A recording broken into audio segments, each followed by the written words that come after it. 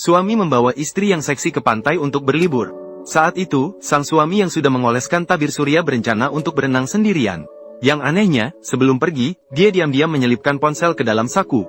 Sejak itu, suami melompat ke air dan tidak pernah muncul lagi. Tak terasa, 2 jam berlalu. Sang istri sedang menikmati berjemur. Tiba-tiba terbangun oleh suara berisik sepasang kekasih.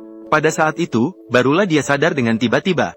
Sudah begitu lama, mengapa suaminya belum kembali ke pantai? Pasangan kekasih itu juga menyatakan bahwa selama ini, hanya melihat dia sendirian di sini. Mena yang merasa tidak enak segera mengeluarkan ponsel dan menelepon suaminya. Setelah mendengar nada panggilan, silakan tinggalkan pesan. Melihat telepon tidak diangkat, rasa tak enak tiba-tiba melanda hatinya. Karena dia khawatir suaminya yang tidak pandai berenang mungkin tenggelam.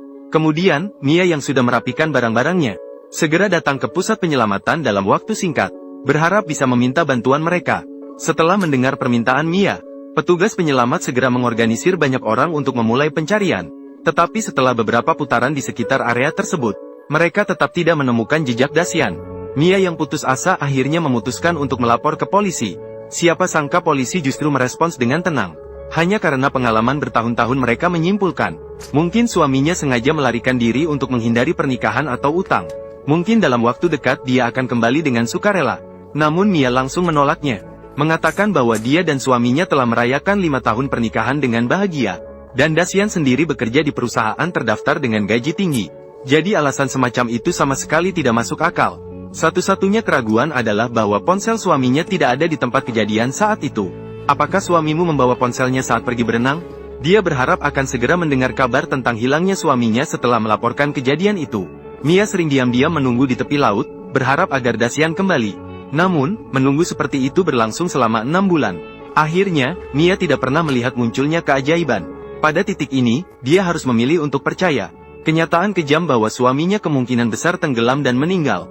Kembali ke universitas untuk melanjutkan pekerjaan sebagai profesor. Meskipun Mia tidak bisa memastikan apakah suaminya hidup atau mati. Namun, cinta yang kuat membuatnya tetap optimis. Saat dia menonton video pernikahannya dengan Dacian, Mia tanpa sengaja melihat seorang wanita asing selalu muncul di sekitar suaminya. Tidak bisa dikatakan perilaku mereka terlihat agak intim, tapi juga sama sekali tidak seperti hubungan antara orang normal. Benarkah? Dengan rasa curiga, Mia segera menemui sahabatnya malam itu. Mia ingin sahabatnya melihat wanita berbaju merah yang menarik ini. Namun sahabatnya mengatakan bahwa wanita itu adalah asisten kecil di perusahaan Dasan. Hubungan yang dekat, itu wajar kan? Dan menghibur Mia dengan mengatakan bahwa kecemasannya mungkin disebabkan oleh tiba-tiba hilangnya suaminya. Awalnya Mia juga berpikir dia terlalu khawatir.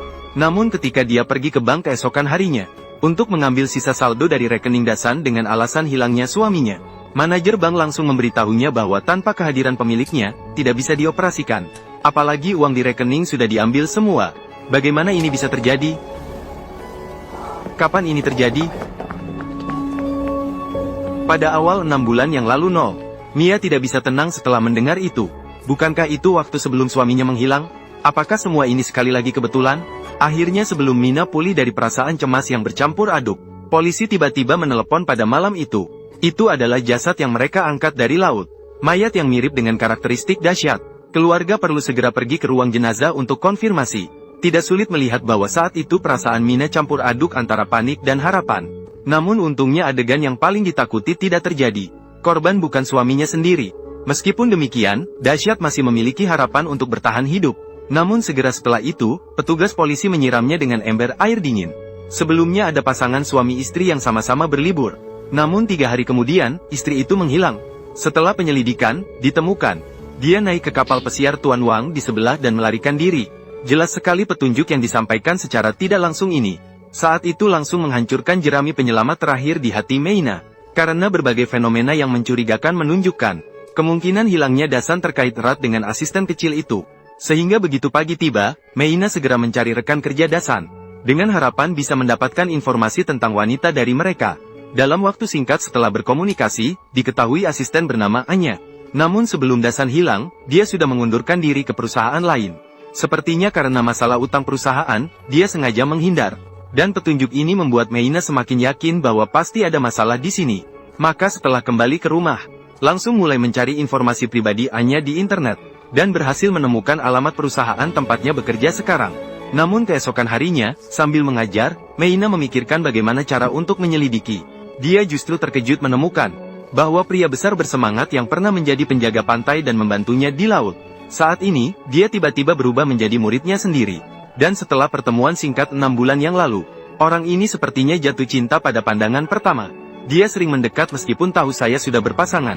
Namun jelas bagi Mina yang baru kehilangan suaminya, yang belum pulih dari kesedihannya, dia tidak mungkin menerima pendekatan dari pria itu. Saya tidak pernah berpikir untuk memulai hubungan baru. Tolong pahami perasaanku. Namun, meski ditolak dengan tegas, Xiao Qiao tidak menyerah. Malah, dengan tekun dan sabar, dia meningkatkan serangannya. Dia langsung melancarkan serangan yang lebih intens. Mungkin Mina akhirnya tersentuh oleh kejujuran yang ditunjukkan oleh pria itu.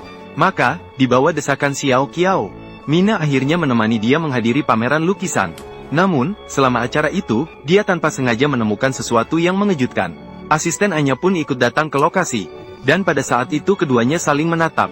Orang lain sepertinya juga menyadari keberadaan Meina. Namun sebelum dia bisa mendekat dan mencoba bertanya, apakah hilangnya suaminya terkait dengannya? Kemudian, dalam sekejap Anya tiba-tiba menghilang di antara kerumunan. Setelah mengalami pertemuan dekat ini, wajah Anya tidak bisa hilang dari pikiran Meina. Akhirnya, dia berguling-guling di tempat tidur dan tidak bisa tidur. Kemudian dia membuka folder di komputer suaminya lagi. Aku tidak tahu sampai aku melihatnya. Terkejut saat melihatnya.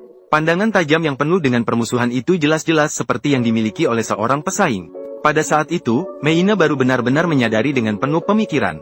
Mungkin hubungan di antara mereka berdua sudah berkembang melebihi bayangan. Kemudian dia mengambil selembar kwitansi senilai 100.000 dari saku dalam suaminya. Asisten kecil Anya tiba-tiba juga muncul di tempat kejadian. Akhirnya, kepergian suaminya mulai terungkap. Mungkin seperti yang dikatakan polisi. Semua ini adalah perangkap yang disusun oleh Dasan dan Anya dengan sengaja. Jadi, untuk segera mengungkap kebenaran, Mia segera mencari pengagumnya, Xiao Qiao, dan mengungkapkan semua kecurigaan yang ditemukan selama penyelidikan. Ya Tuhan, apakah menurutmu dia tidak tenggelam? Melainkan sengaja menghilang? Itulah sebabnya aku memanggilmu, bantu aku menyelidiki kebenaran. Ayo berusaha sebaik mungkin. Kemudian, mereka berdua pergi lebih dulu dan mengintai di luar kantor baru tempat Anya bekerja. Tidak lama kemudian, mereka langsung melihat targetnya muncul. Dia keluar. Siapa? Gadis yang mengenakan jaket merah itu. Mereka melihat Anya mengikuti mobil diam-diam untuk beberapa waktu. Anya kemudian berhenti dan masuk ke apotek. Karena khawatir Mia akan terlihat olehnya, maka Xiao Qiao memutuskan untuk pergi sendirian dan mencari tahu apa yang terjadi. Namun saya menemukan bahwa dia membeli 3 kotak jarum suntik dan beberapa obat pereda peradangan. Kemudian dia langsung mengemudi menuju villa terpencil di pedesaan. Itu adalah rumahnya. Ketika saya melihat dia masuk, tidak ada cahaya di jendela. Sepertinya tidak ada orang di dalam rumah. Dan untuk menghindari kecurigaan, Xiao Qiao memutuskan untuk mencari kesempatan besok untuk melihat apakah bisa masuk lebih dalam. Begitu saja, waktu berubah dan tiba di pagi hari berikutnya. Xiao Qiao sengaja memarkir mobil di dekat villa terpencil. Kemudian mengeluarkan udara dari ban untuk membuat alasan mengganti ban. Mengeluarkan ban cadangan untuk membuat seolah-olah sedang mengganti ban. Setelah semua selesai, Xiao Qiao dengan tegas menekan bel rumah Anya yang sedang beristirahat di akhir pekan. Maaf, mobil saya mogok dan butuh mengganti ban. Bisakah saya meminjam dongkrak mobil Anda? Baiklah, tunggu sebentar.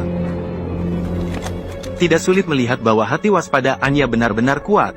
Bahkan ketika Xiao Qiao mengambil dongkrak dan pergi, semua harus memperhatikan gerak-geriknya dengan cermat melalui lubang pintu. Kemudian setelah mengganti ban, Xiao Qiao kemudian memanfaatkan kesempatan untuk meminta izin masuk dan mencuci tangan. Dengan menyamar di balik aktingnya yang sangat baik, akhirnya Xiao Qiao berhasil masuk ke dalam villa dengan lancar sesuai keinginannya. Dengan memantau sekelilingnya tanpa sudut buta dengan kamera pengawasan. Oleh karena itu, Xiao Qiao sadar bahwa dia perlu bertindak dengan lebih hati-hati, untuk menghindari meninggalkan jejak. Namun setelah melihat-lihat, tidak ada. Menemukan tanda-tanda bahwa ada orang lain yang tinggal di kamar itu sebelumnya. Dan kamar mandi juga tidak memiliki barang pribadi pria yang digunakan. Mengingat bahwa tinggal terlalu lama di sana dapat menimbulkan kecurigaan. Oleh karena itu, setelah pencarian tidak membuahkan hasil, Xiao Qiao dengan bijak keluar. Setelah berkomunikasi singkat, diketahui, ternyata Anja kehilangan orang tuanya sejak kecil. Sekarang dia tinggal sendirian di villa yang ditinggalkan. Setelah minum beberapa cangkir teh, Xiao Qiao kembali ke toilet lagi dengan alasan ingin pergi ke kamar lain untuk menyelidiki. Namun ia menemukan pintu kamar terkunci rapat. Tiba-tiba saat dia hendak pergi, mendengar suara kursi roda berderit dari dalam sudut. Siapa di dalam? Jika ada orang, tolong jawab saya. Namun pada saat penting ini, Anya tiba-tiba masuk dengan membawa piring daging panggang. Xiao Qiao, kamar mandi ada di seberang. Oh ya, aku ingin masuk dan melihat-lihat sedikit. Ternyata Anya memutuskan untuk membiarkan Xiao Qiao makan siang sebelum pergi. Harus diakui bahwa pesona anak ini cukup menarik. Bahkan Anya yang baru pertama kali bertemu dengannya ingin dia tinggal lebih lama. Demi menunjukkan bahwa dia tidak memiliki niat lain. Xiao Qiao yang berperan sebagai pemeran juga berpura-pura. Seolah-olah dia lemah dan doyan makan. Tidak disadari bahwa niat sebenarnya dari Anya. Sebenarnya dia ingin diajaknya menonton TV bersama. Namun, Xiao Qiao yang sederhana malah tertarik pada piala di depannya. Letakkan di tempatnya yang seharusnya. Xiao Qiao benar-benar sulit untuk dimengerti. Mengapa piala ini membuatnya begitu terangsang? Piala ini memiliki makna yang besar bagiku. Semua kenangan tentang keluarga yang telah meninggalkan dunia terkait dengan itu. Kemudian Anya mengajak Xiao Qiao bermain game menembak. Saat keduanya sedang asyik bermain, tidak disangka kursi roda dengan seorang wanita duduk di atasnya keluar dari dalam rumah pada saat itu. Kemudian membuka pintu gulung dan masuk ke gudang misterius. Dan dengan kunci khusus membuka pintu besi yang tersembunyi di belakang lemari. Apa sebenarnya yang tersembunyi di dalam sana? Sementara itu, saatnya Xiao Qiao pergi pun tiba. Selain tidak menemukan petunjuk penting, satu-satunya hasil yang didapat Xiao Qiao adalah berhasil merebut hati Anya dalam satu hari. Saya akan mengajakmu lagi suatu hari nanti. Gadis cantik. Setelah meninggalkan rumah Anya dengan hati-hati, Xiao Qiao segera menemui Mia pertama kali. Lalu dia menceritakan semua yang dia lihat dan dengar dengan jujur. Mengatakan bahwa dia mendengar suara kursi roda dari sebuah ruangan yang terkunci. Namun ketika dia menyebut tentang mengambil piala yang mendorong Anya melakukan tindakan ekstrim, Mia tiba-tiba menunjukkan rasa ingin tahu yang kuat terhadap hal itu. Piala seperti apa? Apa yang terukir di atasnya? Pemenang medali perak dalam kompetisi 2 musim dingin di Moskow Svetlana. Setelah mendengar nama yang akrab ini, Mia segera menyadari sesuatu. Karena sebelumnya dia menemukan sebuah album foto saat membersihkan warisan ayah mertuanya. Selembar koran yang lusuh disimpan di dalamnya. Berita yang dilaporkan adalah tentang kecelakaan mobil yang tidak terduga setelah Svetna memenangkan penghargaan. Dan pada saat itu, selain sepasang anak kembar perempuan yang selamat di dalam mobil, kedua orang tuanya meninggal. Wah, jadi Anya adalah putrinya. Lebih tepatnya, salah satu dari putrinya. Lihat, ini adalah foto-foto dari waktu yang sama. Apa hubungannya dengan mertua yang sudah meninggalmu? Ini adalah dahsyat. Ini adalah dahsyat dengan ibunya. Mereka jelas menyaksikan kecelakaan ini dengan mata kepala sendiri. Dengan ini, misteri hilangnya dahsyat kembali menjadi semakin rumit.